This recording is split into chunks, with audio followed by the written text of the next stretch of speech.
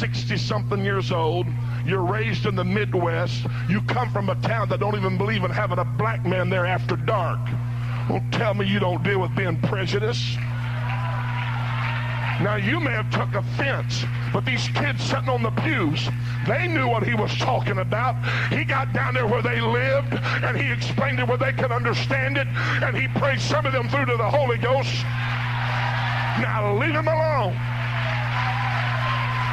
Now, this is not the successful way to pastor church, but this is how I did it. And if you don't like the way I run things around here, I'll be glad to give you a letter of transfer. There's plenty of other churches that'll be glad to keep it lily white and keep it safe and keep in the box. But if you're going to come here, we're going to let the black, the red, the pink, the yellow, the green, we're going to let everybody have a chance to receive the gospel of Jesus Christ. Hoochie mamas included.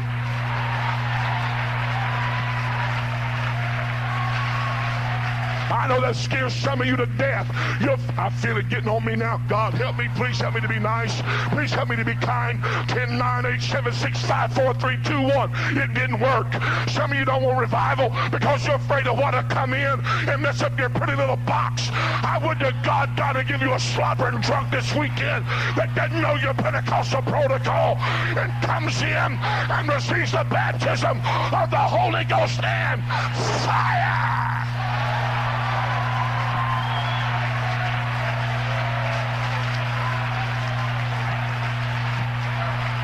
I gotta hurry. Sit down.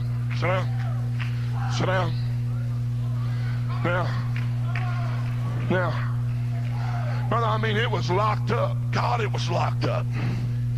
Oh, it was locked up. Good Lord, have mercy. I'm begging and pleading. Come on, folks. Just get along. Listen, folks, this is my first year pastoring. I had them fist fighting in the church parking lot 3 days before my first anniversary service. Brother Urshan's coming in to preach, and I'm trying to impress Brother Urshan. And I'm like, my God, couldn't you wait till after he leaves to get in a fist fight?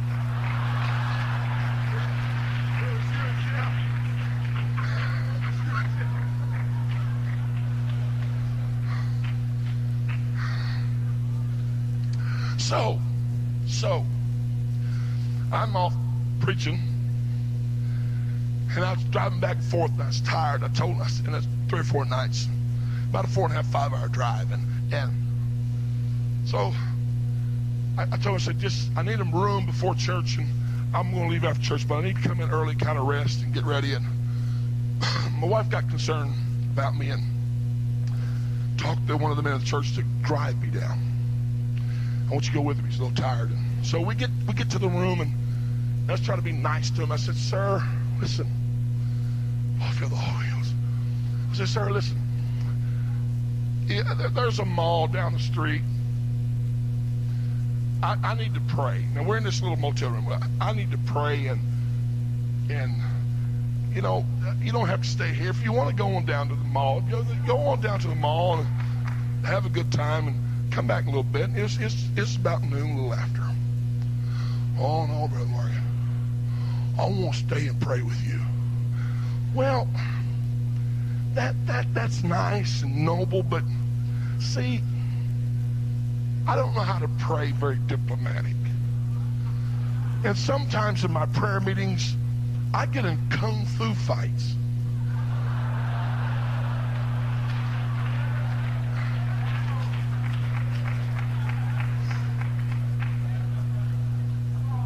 Oh, I'm sorry, I haven't learned.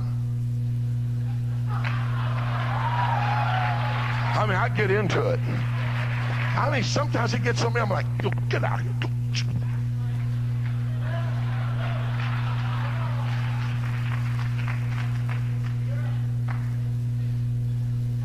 You never had a devil show up in your prayer meeting? I don't think you're praying very good.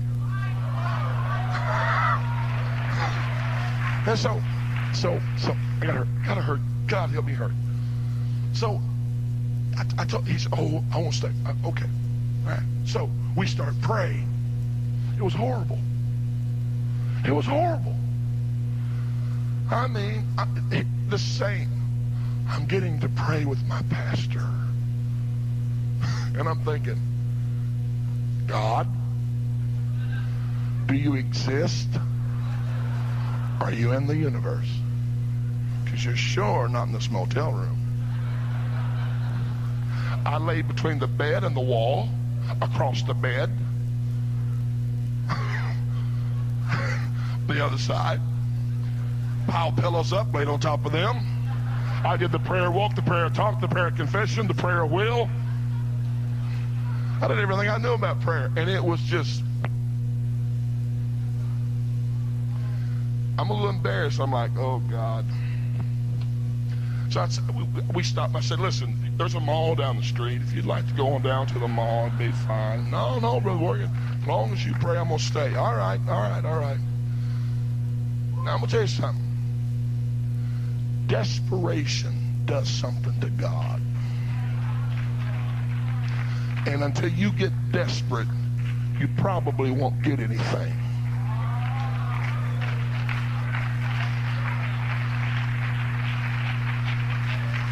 Isn't it funny when you're desperate, you don't have to wait for them to sing it 33 times before you respond? First line, first stanza. And I'm like, and I turned,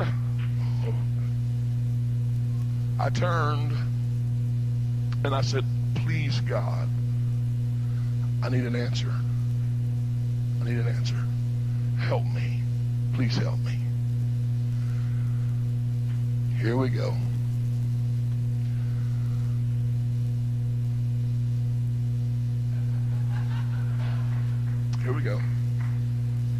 The Mullins, all of a sudden, I hear it.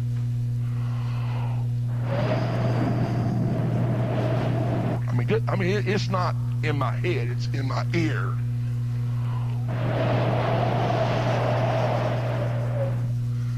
And brother, you talking about a spike haircut. Oh. I mean, my hair went, my skin started crawling. I was like,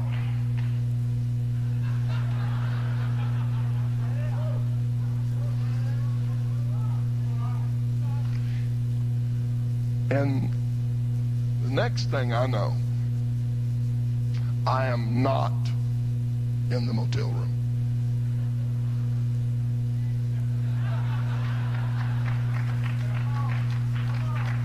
Brother Keys, why don't you keep taking the offering up?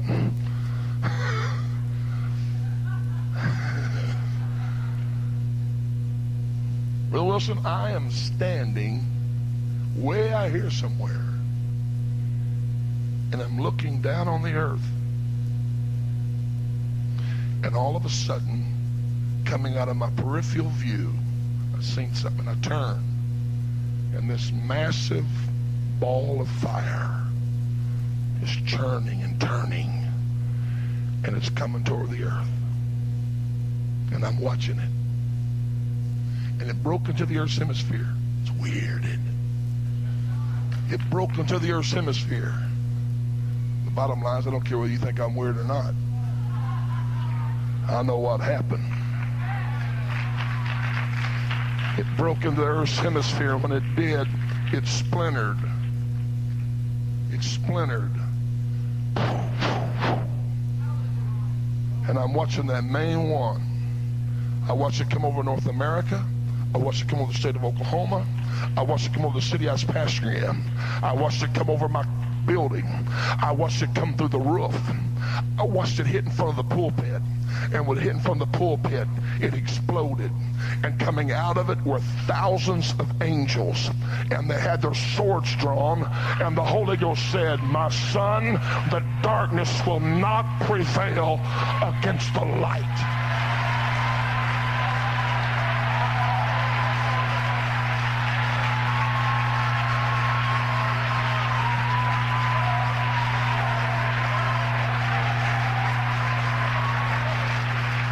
You talking about having a Holy Ghost fit.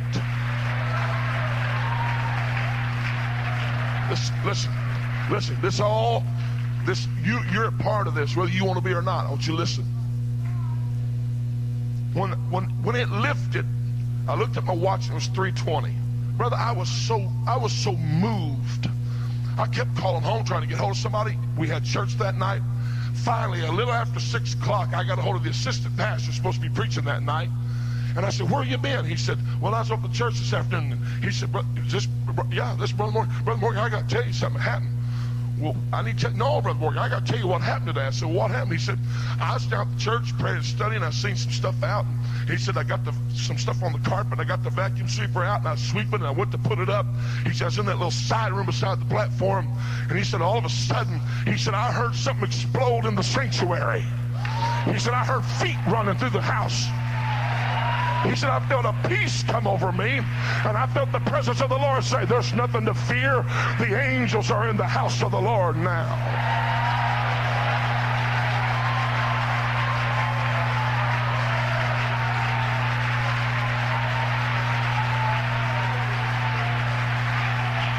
I said, what time was it? He said, I know exactly what time it was. He said, I opened the door to look. We used to have a clock on the back wall, and I got worried about all those folks getting neck problems.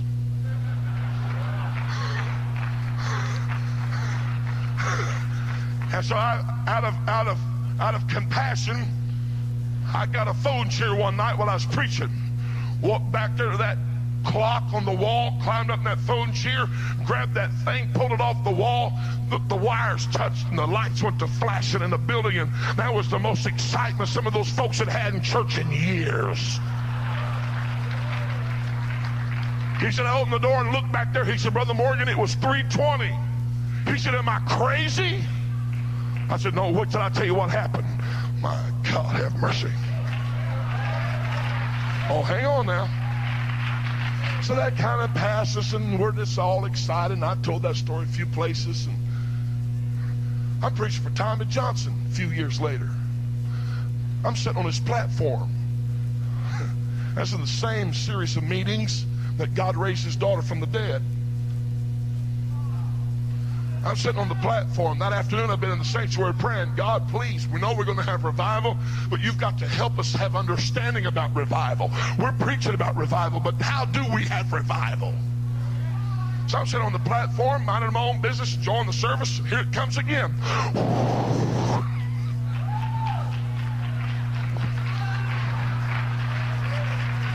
I just looked straight up. I knew I was coming. Praise God. It come through the roof. It hit in front of the pulpit. It exploded again, but this time it wasn't angels coming out of it. It was young men that were afire, and they had Bibles in their hand, and they were bent in a forward motion. And the Holy Ghost said, I'm showing you how you're going to take the world. I'm going to set my churches on fire, and coming out of that fire are going to be flaming evangelists.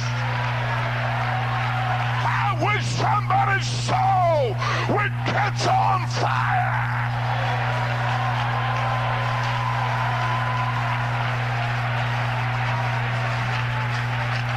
You better get ready. It's coming into this building tonight. I said, you better get ready. It's going to fall in this house tonight. God doesn't want us just going back to be going back. He wants us to go back on fire.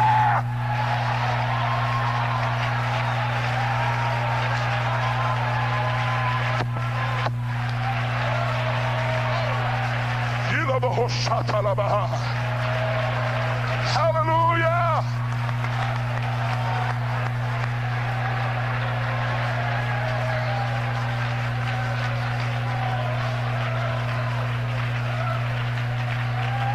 All right, God. All right, God. Now about 2 or 3 more years pass. I'm out here preaching. I get this little inspiration. So I called Steve Buxton up down in Chula Vista. He had been there just a few weeks. I said, Steve, will you be a guinea pig? I want to try a little something. And so I said, I want to get a group of young men, young women to come down there. And I think we got a plan that might work. Let me bring you